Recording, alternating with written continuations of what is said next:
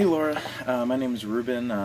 I just wanted to respond to your post in the Wolfpack via video because it's kind of hard to explain this stuff over text. And a little bit about me. I've been playing bass for about 5 years. I'm going to school at Western Washington University in Bellingham, Washington.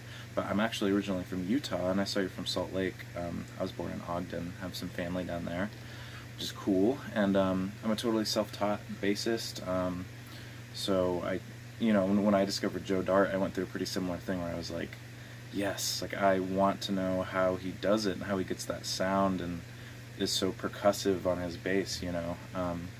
And after just kind of watching him and listening to him, the two biggest things I observed have to do with left-hand muting.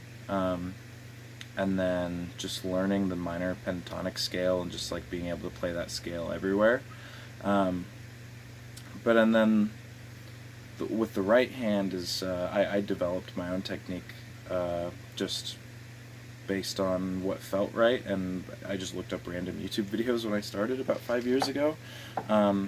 So I'll talk about the right hand a little bit, and I'll talk about the left hand a little bit, and hopefully these can be some things that are helpful for you.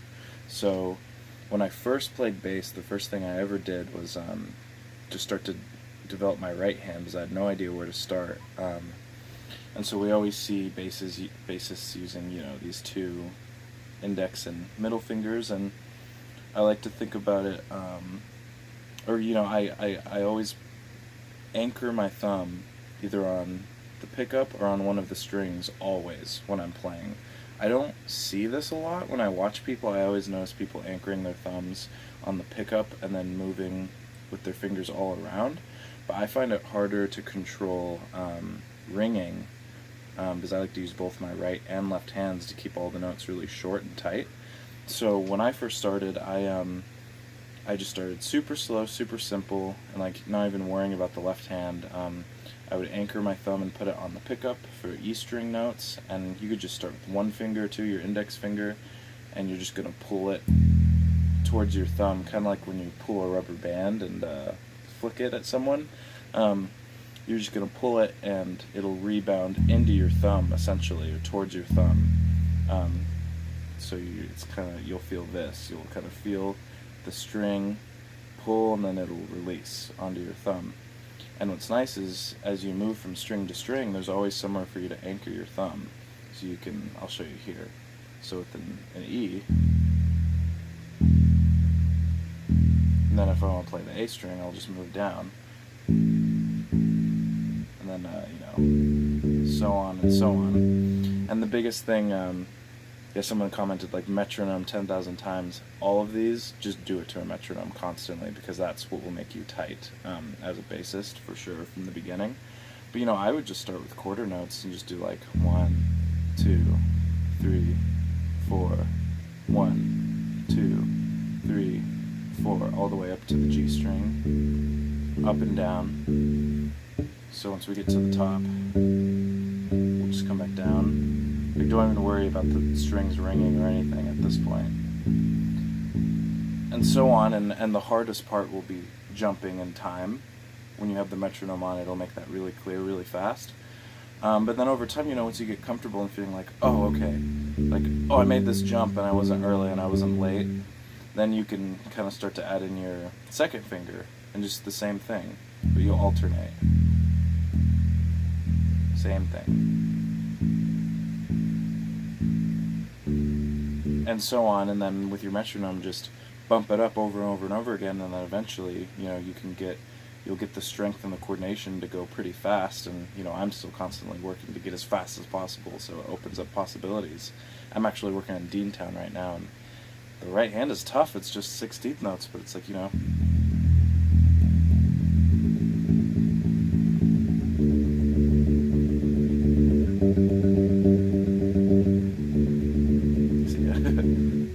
little off, but yeah. So that's what I'd have to say about the right hand, and then eventually you'll start learning to kind of jump strings and stuff, and you can figure out what feels comfortable for you, and maybe it will feel better for you to like hit A and D string sometimes when you're anchored in one place. So I think that's the right hand element, and like getting that quick and comfortable there, and then the way he plays so short and percussive has to do with the left hand and left hand muting of notes.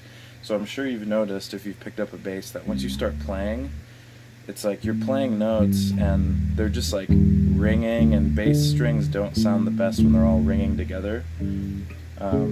It can get really muddy and like garbly really fast. So something that I noticed that Joe Dart does is what he'll do is he'll play a note and then let go of it immediately, and that's what the left hand muting is. So rather than playing a note like quarter notes, you can go,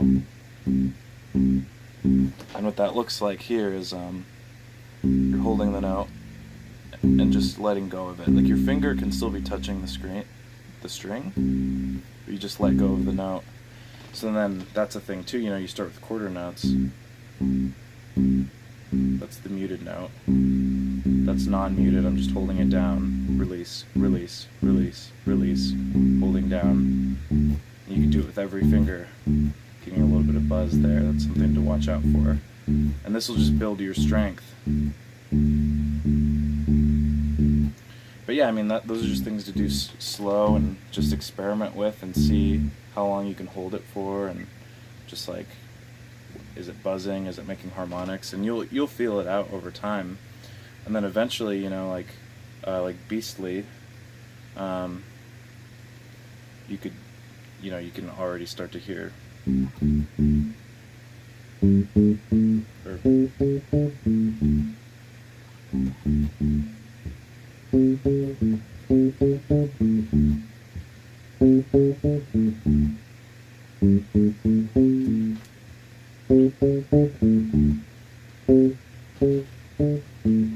So that's what the muted notes. If I were to play it non-muted, it would sound like.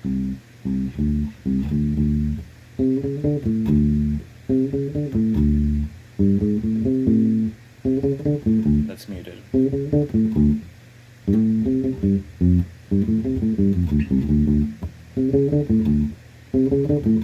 So it's just, quickly releasing after every note. And so if you practice all that really slow, it'll kind of start to make sense over time. And then just one other little trick I discovered recently is I actually put a piece of like memory foam at right near the bridge, below my second set of pickups here. And if you get the right thickness, that's something to kind of cut and experiment around with, but these will dampen the strings in a way that also make it sound really short and percussive. So it's kind of doing a portion of that mute work for you. So this, in conjunction with left hand muting and just like having your right hand down, are kind of how I started. So I hope this is something that's helpful to you, and feel free to send me a message with any questions, and I would love to answer them. And if you want to check out any of the music that I write and play, I'll send you a link to that too. I play in the band The Dawn Bombs. So hopefully this is helpful to you, and I hope you have a great day.